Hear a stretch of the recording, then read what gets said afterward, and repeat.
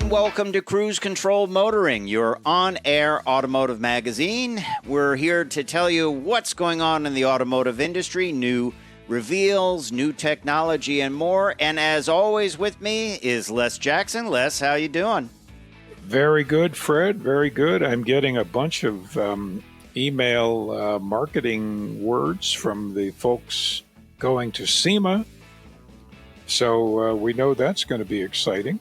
Yep, absolutely. Coming up, and we're going to talk about some of the things revealed there, but also we're going to start off with Stellantis unleashing its new Hurricane 4 Turbo 4-cylinder with 2 spark plugs per cylinder, port and direct injection, and up to 35 pounds of boost. Whew. Less, this is good for 324 horsepower, 332 pound-feet of torque from a Turbo 4. Who would have thought that? Yeah, the aftermarket's done it, but now you got something. Man. Yeah, and it's going into a very popular vehicle, isn't it? It is, for sure. And we're going to talk a lot about that engine shortly. But meanwhile, Jeep shows off the 2026 Grand Cherokee, and we have all the details. Yep, and that 4-cylinder is going to find its way under the hood. So we're going to talk about that. Somehow we knew that would happen. Yeah, and then Kia is teasing a bit more of the 2027 Telluride. That's going to be revealed at the LA Auto Show coming up in the not-too-distant future. So that will be an exciting development for them, right? That is right. But what is not exciting is J.D. Powers letting us know, warning the whole industry, get ready for an electric vehicle sales collapse. That's their words. Yeah, I smell deals. deals. If you want one. We're also going to run down some of the best-selling electric vehicles of 2025, which is an interesting list. Some make sense. Some you're like, what? Mm-hmm. Yeah. Especially the what part. But anyway, Dodge takes its hat off with the new Dude pickup concept. Anything named Dude, I'm there. That's great. This even has a specialized dashboard holder for your cowboy hat, so I'm sure you'll be glad about that, Les. And oh yeah. Also over at Jaguar, remember that electric GT they revealed, kind of controversial design? Well, that is delayed, and that is big news because that is the only vehicle that they have coming out. Remember, they're still selling vehicles from 2024, I believe. That's right. Yeah, this is, things aren't great at Jaguar, but we're certainly hoping that they clean up. And back in the old days, if you ever heard of the EV1, the GM EV1, I talked about it last week ago. Yep. I was the first to drive it here. And how did a GM EV1 end up in an impound auction? Yeah. There's a question for you. Yeah, we'll tell you about it, and what do you think will happen to it? We'll talk all about that and more when we get rolling on Cruise Control Motoring. Well, here we are, 2-liter Hurricane 4-cylinder turbo engine, 324 horsepower. It's basically the size of a countertop microwave. But this is engines today. Engines are so incredibly efficient and incredibly powerful for their size and weight. Yeah. And that means great gas mileage, clean running. This engine, I want to see one of these in person. Yes, it comes to us from Stellantis, 324 horsepower at 6,000 RPM and a peak torque of 332 pound-feet of torque and 2 liters. That's it. That's it. Now, 2 liters, 1 liter is a little bit less than a quart. Mm-hmm. So 2 liters is, look at, 2 quart bottles of any soda, and there's the whole engine. Yeah, And this has a lot of tech. This has a lot of tech. It has two spark plugs per cylinder. So the idea is you have like a pre-chamber that lights the mixture off, and then a second chamber that burns it completely. The whole idea is to make this very efficient and burn all the fuel. You have both direct and port injection less, which helps light off the catalytic converters to keep this clean, helps light them off very quickly. An electric water pump, variable displacement oil pump, a variable geometry turbocharger. Get this, 35 pounds of boost at the top end. Isn't that crazy? Now, that is almost 2 atmospheres of boost. So what you're doing there, for the people that don't know what a turbocharger does, is you're putting just tremendous amounts of air into the combustion chamber. And the more air you have, the more oxygen there is. And the more oxygen you have when it ignites, the more power. It's that simple. But of course, if you put enough boost in there, you can blow an engine up. Yes, you could send the rings out the exhaust pipe or more. 162 horsepower per liter of displacement. Isn't that crazy? Yeah. So it's per, it just, it's phenomenal that you can do this, and you can make it reliable, and you can make it warrantyable for 50,000 miles or whatever the warranty is. And it'll run in winter and summer, and it's just fantastic engineering. I have great respect for these people. Yeah, that is a great point, Les, because sure, you could probably say, well, I could make this output 500 horsepower, but these things have to live for 100,000 miles or more. And, here's the other big thing about this engine. It also burns 87 octane fuel. There is no premium engine, no premium fuel requirement for this. Isn't that cool? This is the difference between good engineering and great engineering. Yeah. It's all about what's called the stoichiometric table. So I am not going to bore you with this or the calculations, but this is tough to do. Yeah. And they're so smart to have done it, because now you can load it up at the cheapest gas at your station. Yep. You'll get very, very good mileage. You get all the power it's supposed to give you. Yeah, and 12-to-1 compression. Remember, back in the day, you could not have 12-to-1 compression and run it on regular gas, could you? Yeah, actually, 11.25 was the most compression in the 60s with the era of the muscle cars. Yeah. And if you went to 11.26, the pinging, you need to turn the radio up so you wouldn't hear the pinging and the knocking. I had a neighbor that was rebuilding a big block Corvette, and he said, hey, they sent me 12.5-to-1 pistons by mistake. I ordered like 10.5-to-1. And he said, I'm going to keep them because they're more money. The car never ran right. It overheated. Oh, no. It was terrible. No. I was like, I don't know. Unless you're planning on taking that to the drag strip and running racing gas, I'm not sure about that. Yeah, and rebuilding it after the first run. It was a pig. It never was right. And because of all of this technology, you're getting 90% of the peak torque, which is the force that actually accelerates the car, from 2,600 RPM to 5,600. So it's very flat across the range, the normal driving range of the engine. This is great. Yeah. And there's a lot of other technology there, too, including low-friction plasma transfer wire arc, or as they say, PTWA, coating on the cylinder bores compared to conventional iron cylinder liners. This is an aluminum block, too, a webbed aluminum block. So you think about all that power, all that boost going into an aluminum block. It's a major bit of engineering. Yeah. Now, the keyboard warriors online are like, it's going to blow up. It's going to blow up. This thing has got to have been torture tested, right? Well, yes, of course. People think that they just build an engine and put it in a car, but in fact, those engines are built, put on test stands. They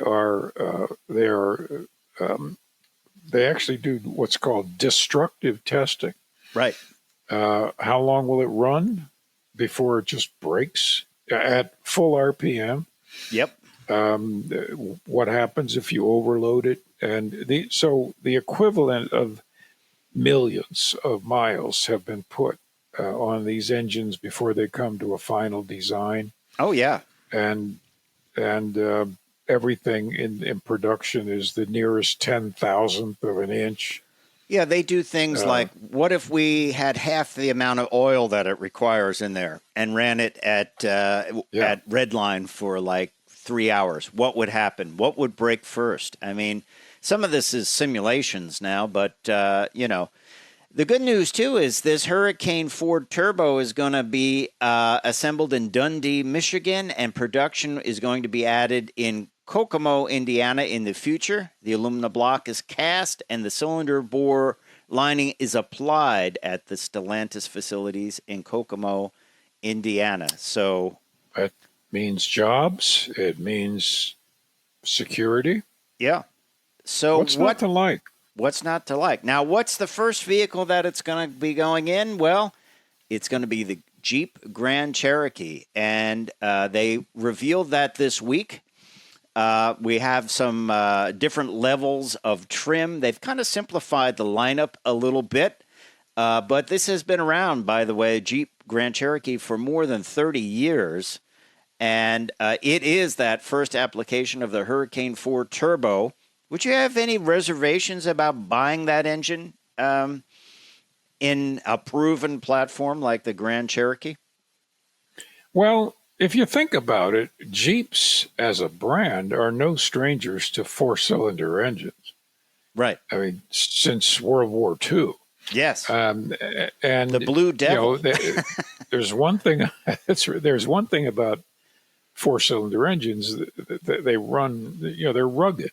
They're very rugged. Some of them in the old days didn't put out much power, but they run and run and run and run. So I think the typical Jeep buyer, that won't make them think second thoughts. The days of V8s and Jeeps are, almost over. Although there is that thing called the Hemi. With the exception of the Hemi coming back, but that's a different story. Well, let's talk about this in this application, the Grand Cherokee, because it is pretty amazing what you can get. 529 miles of range on a single tank of fuel and 6,200 pounds of towing capability. Those are amazing numbers right there, and that is all from that four-cylinder turbo. That's big news. That's a lot to crow about, right? That is that's a long distance runner for sure. Now, you're not going to get 520 miles on a tank if you're towing another Jeep. Right. But the fact that you can get into your Jeep in Washington, D.C. and drive all the way to Boston and beyond without filling up, that's cool. That's impressive. Now let's look at some of the other news about the new lineup of the Grand Cherokee. And inside there is a 12.3-inch infotainment unit. Reworked cabin elevates the Grand Cherokee's technology and advancements. And the new infotainment screen adds a range of available features, including a 10.25-inch passenger display, active driving assist technology, and a premium Macintosh 19-speaker sound system. They freshened the face of the Grand Cherokee and it includes an updated 7-slot grille, a new headlight design, a modified rear and lower fascia, and all new exterior trim finishes and more. They've simplified the lineup, Les Jackson. Yes. So 3 trims, Laredo, Limited, and Summit. And the refreshed Hurricane 4 Turbo Power Grand Cherokee begins with the Laredo Altitude, which includes a standard 12.3-inch infotainment system, premium audio, and Jeep brand Select Track 4x4 system. That is the first time Select Track is available in the Laredo trim. I think they're taking a page from like Kia and Hyundai, where even the base model has great equipment in it, and I think that's a lesson well learned, don't you? It's the best formula, in my opinion, because everything you sell is what people want, and it's got to be cheaper for you to produce them if you cut down the number of possibilities. Yep. So everybody wins, and you can get all the goodies if you want them. Mm-hmm. The Limited, for instance, has everything. The Napa leather and the sunroof and the ventilated front seats and the anything else you want. 20-inch wheels for Fred, because got to have those big. He has to have 20-inch wheels. And then it goes on up. I mean, the top of the range is the Summit, which has a lot of stuff in it, an incredible amount of interior luxury. But one trim that gets my eye is the Laredo X. It has the carryover engine, the 3.6-liter V6 Pentastar, which has been around forever, but it includes heated seats, heated steering wheel, sunroof, power liftgate, and wireless charging pad. So that could be the value model in the lineup. You would give up that 4-cylinder power, but still, this might be something that people will really go for, especially if the price is good. You're getting the old venerable Jeep that everybody knows and loves. So, again, I think that Stellantis is really doing their homework. Yeah. It's that simple. Yeah. What else do you think this Hurricane 4 will go in? I think Pacifica probably at some point. Yeah. The Pacifica needs a little bit of, what would you say? Freshening. Not performance as such, just freshening. Yeah. Yeah. I also think about this engine in that mid-size pickup that Ram is almost certainly going to bring out. This would be a real hot rod in a small pickup, wouldn't it? It would. A mid-size pickup, I'll say. Mid-size is almost what full size They're not used small to be. anymore. Yeah. They're all big. But think about that, and I'm sure this will make its way into the Ram as well. I mean, why not? I mean, it just makes sense. Will we see this, let's say, in a Dodge Charger? Like a kind of value Dodge Charger? I don't know. I don't know. But the horsepower numbers are great. Complexity, let's just hope that they've run the numbers on that and it lives for a long time. Replacing spark plugs will be a little bit more expensive. You got to buy 2 sets, right?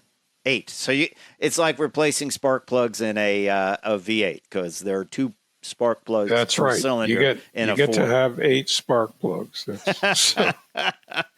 So be happy. So be happy. And also, I have to say, I think the Grand Cherokee updates, it's a strong product they also, let's remember, you get a plug-in hybrid propulsion system available later on in the Limited, Summit, and Trailhawk. Yeah. It's even the Trailhawk gets 470 miles of range and more standard torque than any Grand Cherokee before it at 470 pound-feet of torque. I think these are strong products. and they're going to do well for Stellantis, and they know they're going to do well. So they know it. There will be that guy though that's like, oh, only a 4-cylinder. Oh, wow, so for them, you can get that Laredo X with the V6 in it. But there'll be the woman that comes with him who says, "Hey, this thing has plenty of power. Let's buy it." Yeah, exactly. Hey, last week on Cruise Control Motoring, we talked about the new 2027 Kia Telluride, a very important vehicle for Kia. It is one of their best sellers. It is constantly sold out, and it's getting a huge update for 2027. It's going to be revealed at the LA Auto Show, which is coming up very soon. They released a couple of teaser photos, and now we have a couple more this week. It's kind of a custom camouflage look, kind of cool. It looks sort of like lightning bolts or something like that. But this is a little by little. We're getting a look at the future of the Telluride. A little bit more angular, a little bit more crisp on the outside, and I don't know. It's going to be a hit, I'm sure, for them. We don't know much more about it, do we? No, we don't. What we do know is that they're not going to mess around with the basic package that people love. Mm-hmm. If you do things like that, you start making all the thousands and thousands of owners angry, and you don't want that. So they're going to just add to it. I'm sure there will be more features, although these things are loaded with features to start with. It is a little bit more angular. I think there's more exterior lighting. Yep. Hard to tell. So the wrap was designed, the whole idea is they can't show it without a wrap because then it would have been revealed. So the wrap was specifically designed from Keith Harling and a guy named Mr. Doodle or Sam Cox. They're both artists. They create complex patterns expressed via simple lines, and it's basically overlapping sketches and silhouettes to create what ultimately became the defining motif of the wrap. It's a camo design, and it has subtle map coordinates along the lower edges of the front doors, which are the coordinates of Telluride, the namesake Colorado town. Kind of cool looking wrap. Think Kia would ever offer that as an option? I don't know. Well, I wouldn't be surprised, honestly. Yeah, but it's better than the Dazzle camouflage that we normally get. Oh, I hate that. This, to me, and we're looking at this at a distance shot, not a close-up, it looks like sort of a bunch of states lined up, not in the way that they actually exist in the map of the country. Yeah. I see sort of Pennsylvania on the driver's door. Yeah. It's a bit of interesting detail and a great way to camouflage the car, and just a good thing from Kia to hide it until it gets revealed at the LA Auto Show, which is coming up, I believe, in November, the end of November. Yeah, so I think November 20th. Second week, That's when it will be revealed. So. That's very soon. Hey, you have a story about J.D. Power and the collapse of electric vehicle sales. They're predicting it will collapse, right? J.D. Power, as we've quoted them on many times on Cruise Control Motoring, it is the company that keeps statistics on everything, including the auto industry. They rate vehicles. They rate reliability, and you name it, and they have ratings for it. And they are now predicting in writing a 60% EV sales drop in October from September levels, which they're describing as a a collapse. Yeah. And I mean, what else would you call it? 60% loss of sales is a collapse. Yes. So let's set the stage here. Basically, it's all being driven by the $7,500 government subsidies that is going away. So there was a boost in September, a record of 12.9%, because people wanted to get that $7,500. Now, with it gone, they're saying that's why the collapse will happen.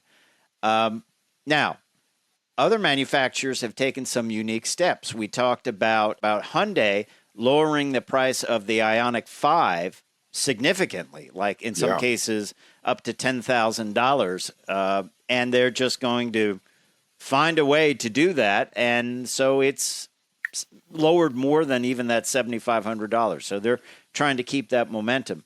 Others, people will just not buy them. You know, if they don't have some way of making that up to the customer, I think those models will just fade away as far as sales goes. Right? Well, yeah. And I mean, we've been talking about the decline in EV sales for better part of a year. Mm-hmm. And, you know, a part of this, certainly what Fred said is correct. But add to that the trepidation that a bunch of buyers have about, well, where do I charge it? Right. How much does it cost to get a home charger? Right. How do I amortize that? What, you know, how about replacing the battery when this thing is 10 or 12 years old? Right. These are all things that people are talking about and actually running the numbers. And it turns out there's just a smaller audience, I think, of people who can justify one rather than just want one. And I'm not knocking them. I think they're fantastic vehicles to drive. I love them. Oh, yeah. They are. And you're right. Infrastructure is still not there. And so there's a variety of things that are happening. We're seeing the Chevy Bolt come back out, and it's $30,000. They're going to build some cars at the $30,000 range, which sounds like a lot of money, but it is $20,000 under that. And you can get the Ioniq 5 for in the 30s to 40s, depending on what model you get. Matter of fact, while we're on EVs, we should talk about what Ford's CEO said. Jim Farley, he said the next segment that he's going to do with the EV market is affordable commuter vehicles. Now, this is what I've been saying. Maybe the Bolt is not your big SUV, 3-row SUV, but you've got to drive 30 or 40 miles to work every day. It's great for that, you know. And if your company gives you an electric charger when you're there, it's worth it. Then it's just constantly charged, right? Maybe that's absolutely. Maybe now they're looking at it as it's not your main car, and it's not going to be the giant car, the giant truck, the $100,000 Silverado EV. It's not going to be that. It's going to be a small car that is used for around town, commuting, you know, errands, things like that, right? Yes, that is correct. And that's what it really ought to be. I think for over the years that EVs have been for sale, this whole concept of range anxiety has made people lose sight of the fact that the average household has 2 to 3 vehicles, and the EV makes the most sense for the kids to go to school in it, and for you to go shopping in it, or commute downtown to the office. It's not for driving from DC to Denver. You know, that's what the SUV is for. So it has a great place in the American household, assuming the American household um, can hook it up and charge it, or as Fred said, somebody goes to an office Yeah. where they give charging. And I see that in almost all the office buildings here in D.C. Yeah, I mean, there are some people that go somewhere. The job it provides for electric EV Right, charging. You can park right. right up front, and then it's like gas for free. Basically, you don't have It's to do gas anything. for free. Yeah, I mean, that's a great deal. that's a You're great. getting It would make me go out and buy a Bolt or a Nissan sure. Leaf or something like that. This makes sense. You looked at the Slate truck. This makes sense. What Farley's saying is, and he's delayed the next generation of Ford Lightning electric pickups.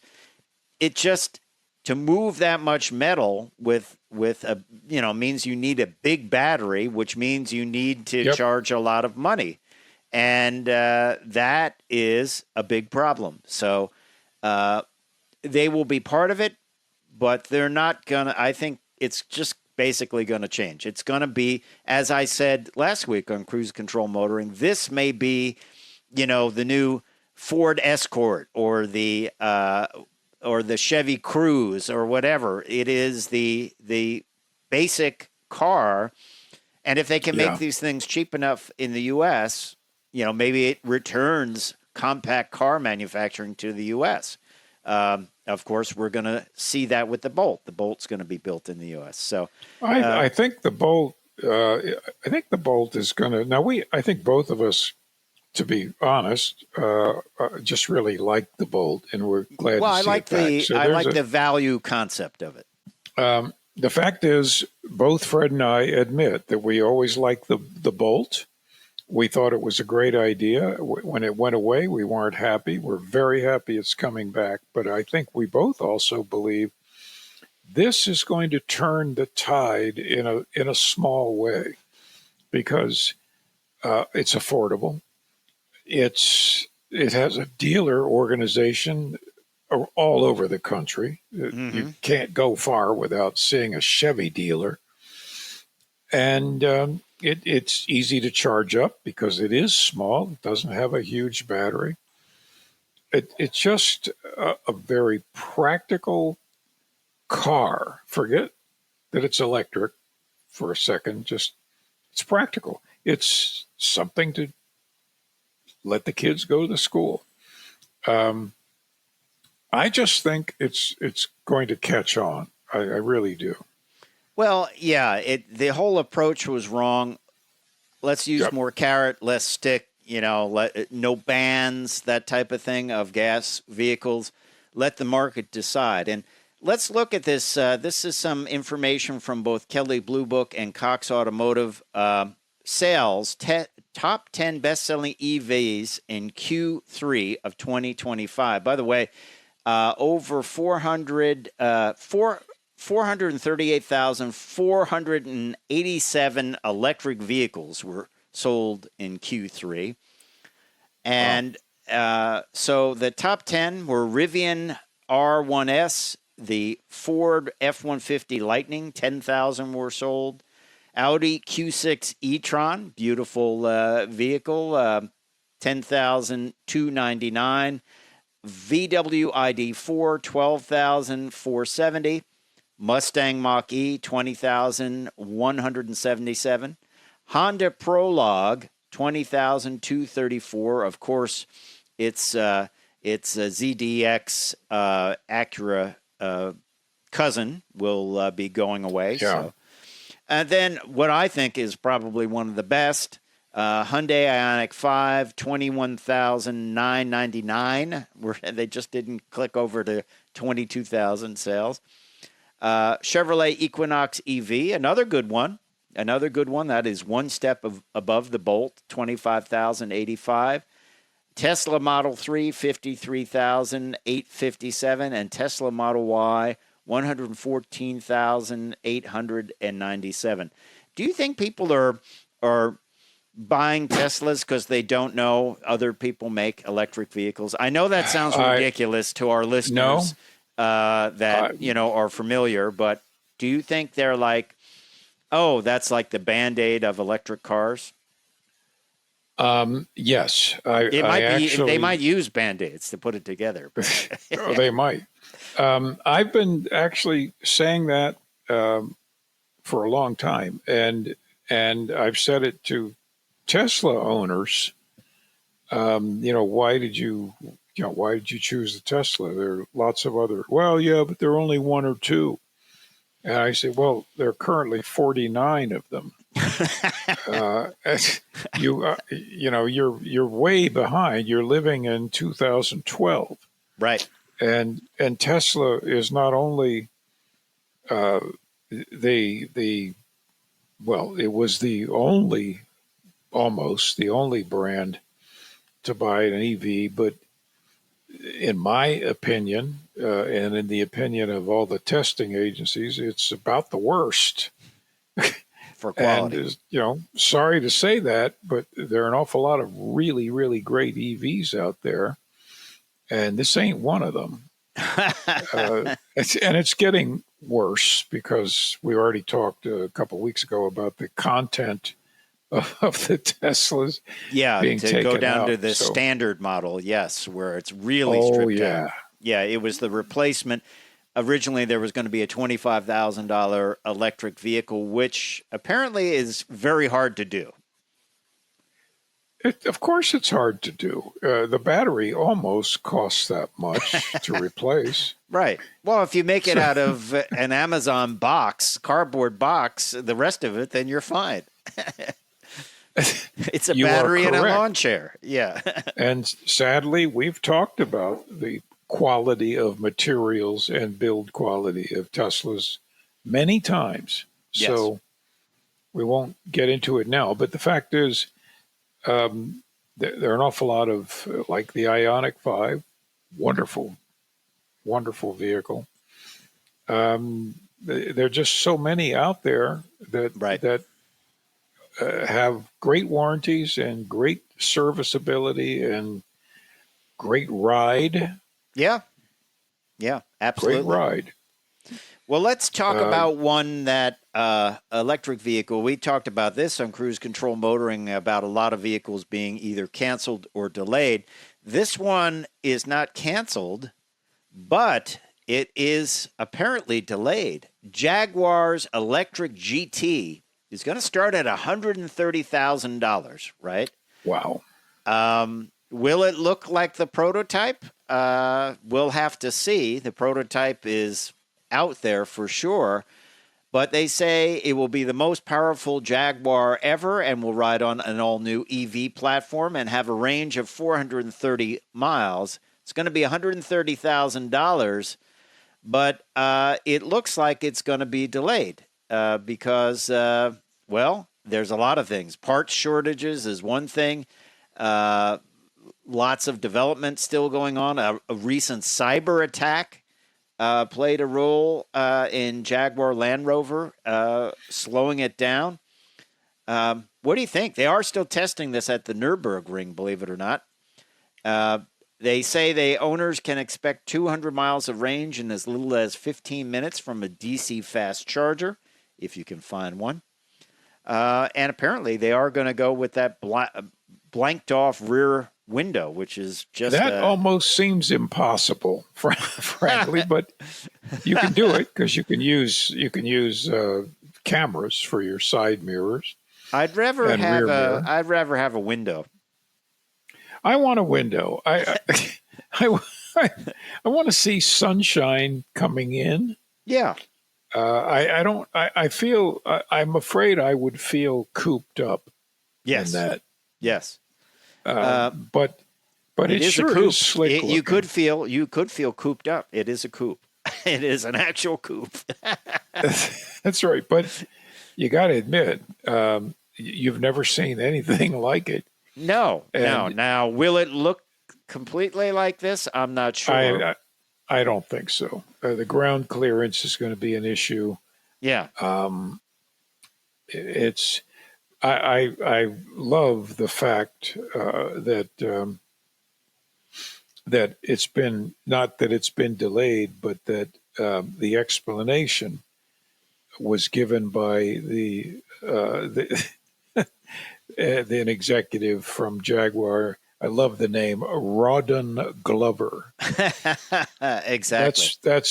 That's really British. I'm sure he's from Motley-on-Thames or some other little town.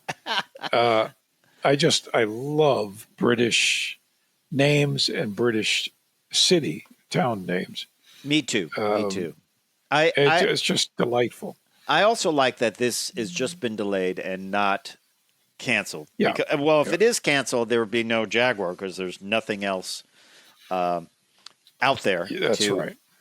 Okay, so we like to make big turns on this show. We're making one. This from Jaguar to Ram. That is not a Jaguar, Fred. I can tell. Nope. We're going to look at what Stellantis is doing at the SEMA show, which is happening this week, and in Las Vegas. This is the Dude Ram 1500 concept.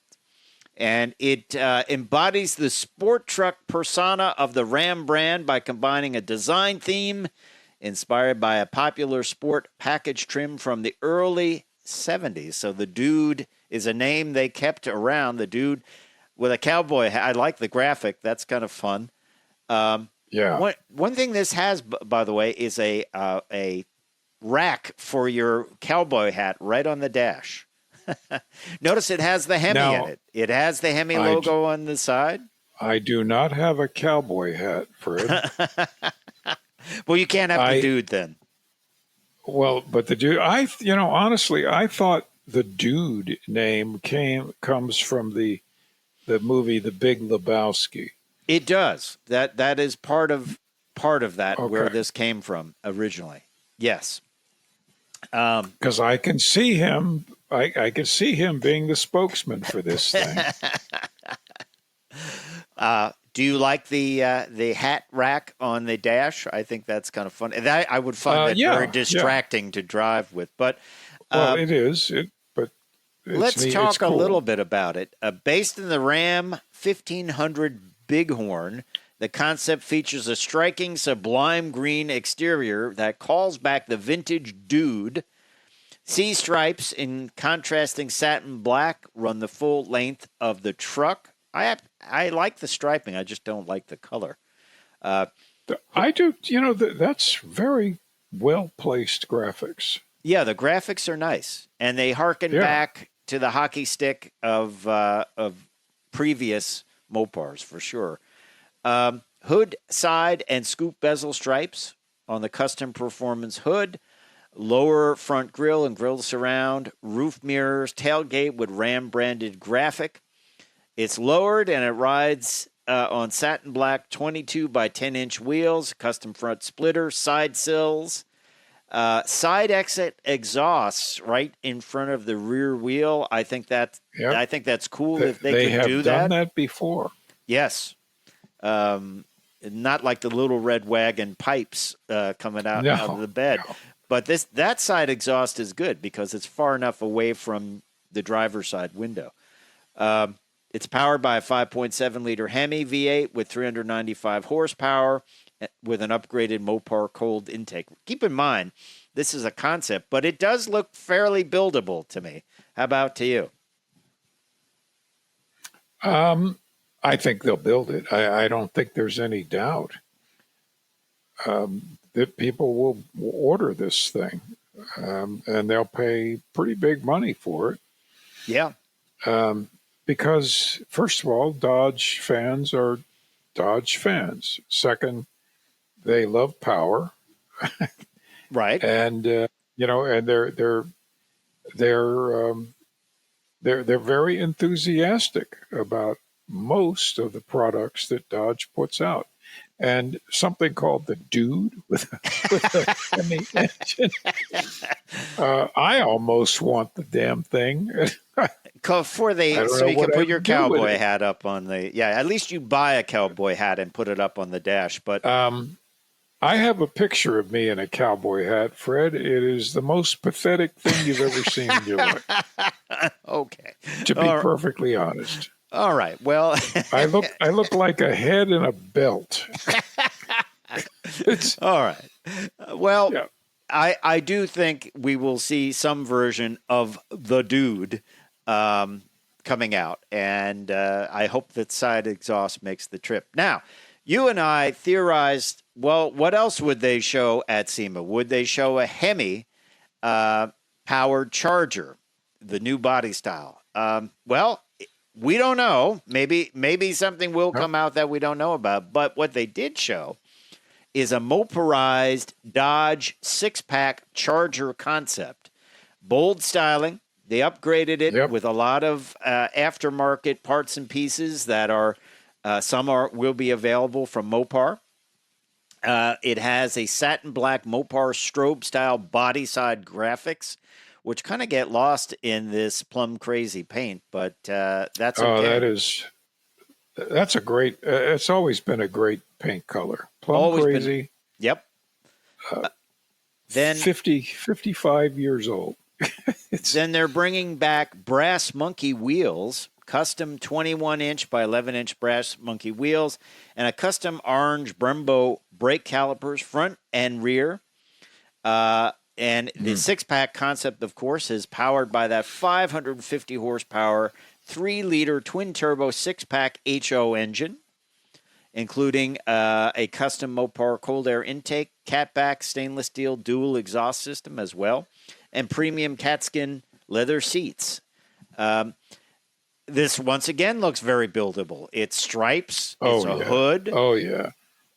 It is those brass monkey wheels, which I really like, and cold air intakes. And that I think, you may just see something like this out there. And I want to say this.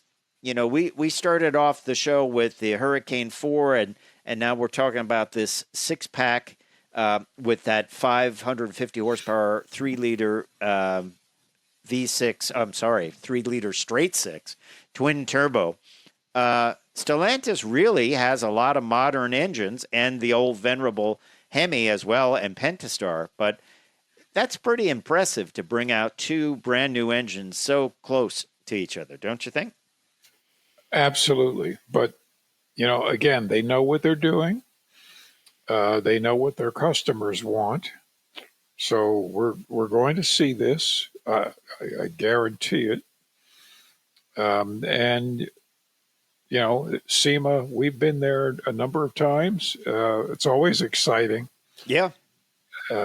It's always fun. It's always a real workout. You'll walk longer than you've ever walked in your life. That's for sure. But it's, there will be, it's not for the public, but there will be tens of thousands of people looking at it, and the word will get out. And I can promise you, as far as this one goes, and the dude. Speaking for the dude.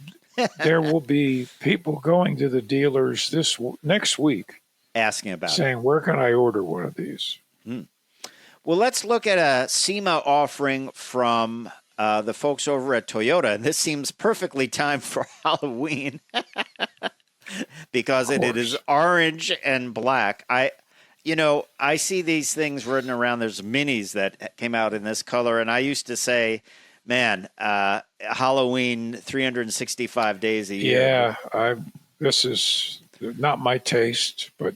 Not my taste, but hey, that's okay. It is okay. This is the Camry GTS concept and is a new Camry concept that explores showroom-ready style and substance with race-inspired design cues.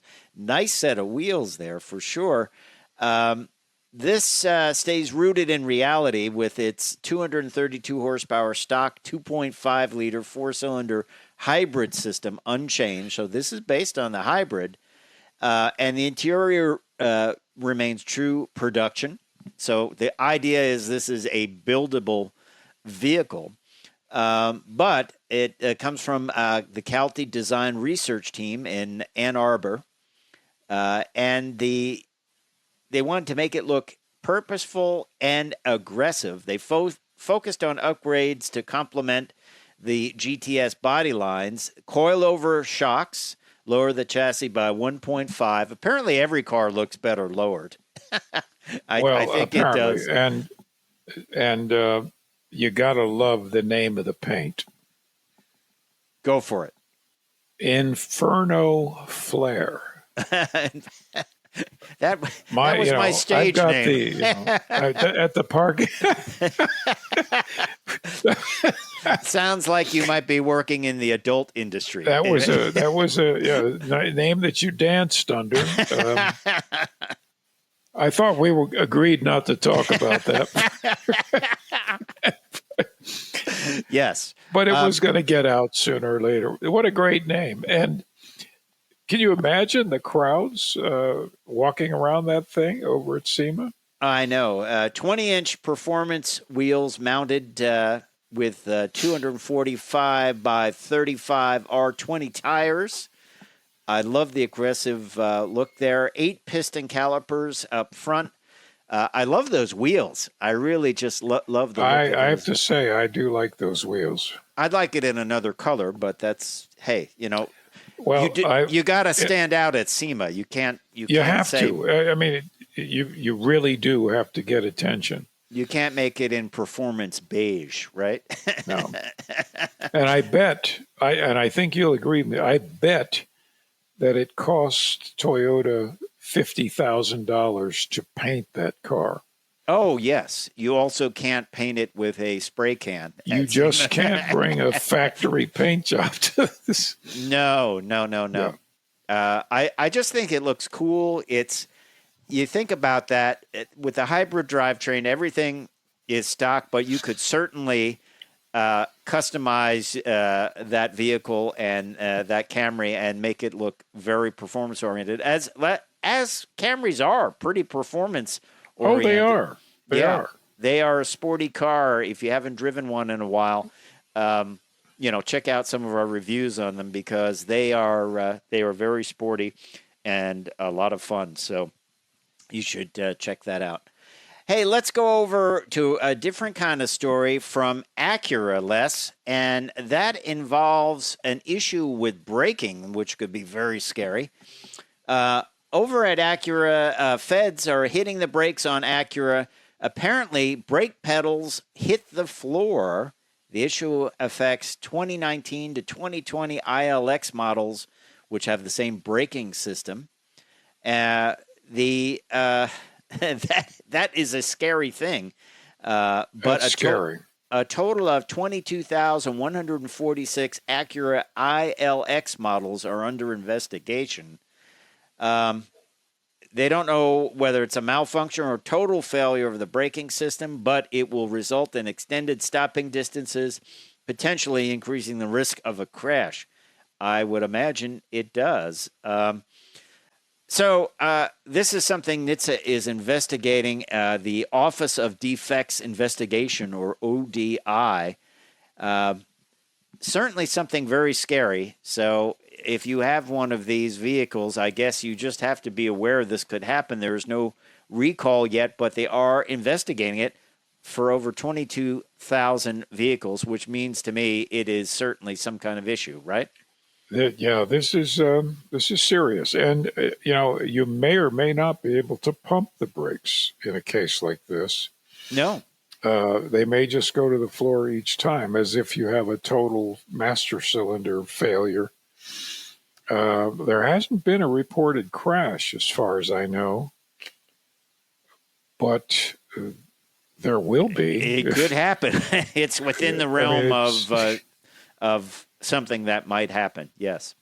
And then over at GM, NHTSA is also busy investigating the L87 6.2-liter V8 problem.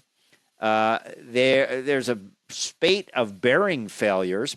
GM recalled 598,000 engines after an earlier investigation. Most failures from outside the recall pool are more failures from outside the recall pool are a big concern.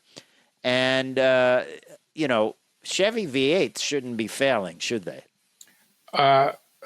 you know, if there was ever anything that was considered bulletproof, it was a Chevy V8. Yes. And yet they're blowing up. Yeah. Bearing failures, lower bearing Yeah. failures, leading to the death of engines fitted in 2019 to 2024 utilities. This is a big problem, and I don't know what could have happened, but it's some kind of manufacturing defect, I would imagine. It's not a design issue unless they tried to change something for some reason, but this is probably manufacturing. Yeah, it was something. Yeah, something in manufacturing. I guess if they know what it is, they're not talking. They're probably hoping these things will go to the junkyard first, because you have millions of them out there. This is, it's very upsetting if you own one, because replacing the engine when it blows up is upwards of a $10,000 repair. Certainly, it has to be covered by something. I mean, it probably to some extent, yeah. Yeah, there's no repairing it. Once the bearings go in the bottom end and they circulate that material all through the engine, that's it. It's game over. It's messed up. But GM's lawyers are working overtime because there's already the original recall on these engines a couple of years back. There's a massive wave of class action lawsuits. So, that costs millions of dollars in legal fees. And the plaintiffs, who are armed with all kinds of engineering studies and that kind of thing, they're saying a fundamental design defect in the connecting rod or crankshaft. Wow. This shouldn't be happening. No, to a you should be able to go to a engine. junkyard and find one with 130,000 miles on it and drop it in and go another 130,000 miles. And you start it, yeah. Right, and paint the valve covers and you're off to the races. That's it. Yeah. Hey, let's talk about a story regarding the EV1. You and I were talking about the EV1 and how you got to drive it first on the East Coast and all that. But, of course, the EV1s were taken back by GM. You could only lease them. And most of them were destroyed. There's about 40 of them in existence, apparently, that are in museums or somehow got away from the pressure.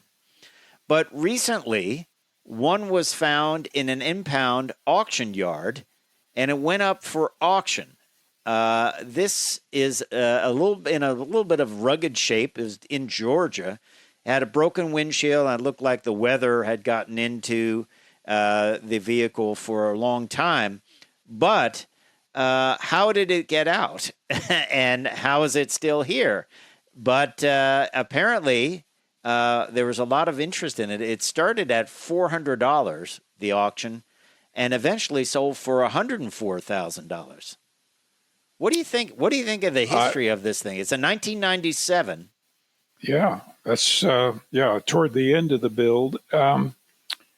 They were recalled and destroyed by General Motors because they had spent $300 million developing it, and in order to recoup their R&D and all that, they had to destroy the cars, or the certain number of them. And that's just accounting. Mm-hmm. It wasn't a conspiracy. There's a video out for years. It's a whole documentary. It's a conspiracy. Well, it wasn't. It's just accounting. That's how they work it. It's weird if you don't know about that. Yes, because we're like, why destroy it? Keep it around. But how this thing could have slipped through the cracks? It's not like it doesn't look different. No. What else could it be? And then who bought it? Did GM buy it to smash it? Frankly, I wish I had bought it. What would neat car? What this is was a list. The listing's already gone on Peak Auto Auctions, but what would you do with it? would you obviously I'd put a windshield in it? I mean, you can have a windshield made. It probably they can take another one made. and they can cut it down. Yeah. But what would you do with it? Would you put another drivetrain from another electric vehicle in it? I think that would be very, very difficult. But you could put solid state. It holds 26 conventional lead acid batteries. Right. You could put solid state batteries in it and increase the range, pretty much double it. And does it come with that charger, that thing that you stuck in the front that looked like a tongue? Right. And that was all 120 volts. Yeah. Just let it charge overnight. Yeah. And you could probably take it to shows and charge money to show it. I don't know. I don't take it to SEMA. Somebody will take it to SEMA and hot rod it. That's right. I'm sure you could get your money back out of it. Yeah, because this is a rare and it's a historic car. My thoughts range on who bought this from GM. I want to get rid of this. One more out of circulation. They don't care about the price. They'll be like, I'll give you over $100,000 for it. Or somebody that has another one and bought it for parts. Or somebody that has a project in mind. Will we see it again? Who knows? I mean, I don't think someone's going to buy it. If GM buys it, that's it. You won't see it anymore. That's it. It's gone. Well, it could go to their heritage collection. It could go to the heritage. It's certainly rebuildable. It's not terrible, you know? No, not at all. Jay Leno owns one. Does he? Is it drivable? Yeah. Oh, yeah. Everything he has is drivable. He has an original Chrysler Turbine car, and it's one of the very few that's drivable. Did he upgrade his EV1's batteries? I mean, you're right. All you need to do is put in a solid, a new battery. Yeah, I don't know what he did with the. I don't know what he did with the batteries. Probably. I mean, that's an easy up. You just buy how many Optima batteries? You buy a case of them. 26 of them. Jay can afford it. Yeah, and that's it. I think it would be cool to drive around. You would have something that no one else, 40 other people have. So, and it was very pleasant to drive. Yeah. Interesting stuff. Well, yeah. You never know what's going to show up. It's sort of like a modern day barn find. Who drove it? It wasn't returned. I mean, that automotive archaeology show would really go crazy on this, but who bought it? Somebody leased it. Somebody then hid it and didn't return it. And then it sat there and got wrecked, as cars do sometimes. Someone broke into it looking for something. There's some damage on the trunk that someone punched the trunk to get something out of there. But who knows? Who knows? I think it would be fun to make it drive again, though, somehow. I will predict, my friend, that we will see that at Carlisle someday. Or Barrett Jackson, probably. Or Barrett Jackson, yeah. Yeah. Interesting stuff. Hey, we hope you've enjoyed this edition of Cruise Control Motoring. Don't forget to check us out on all our social media platforms. It's time for me to say I'm Fred Staab. I'm Les Jackson. We are going to see you down the road.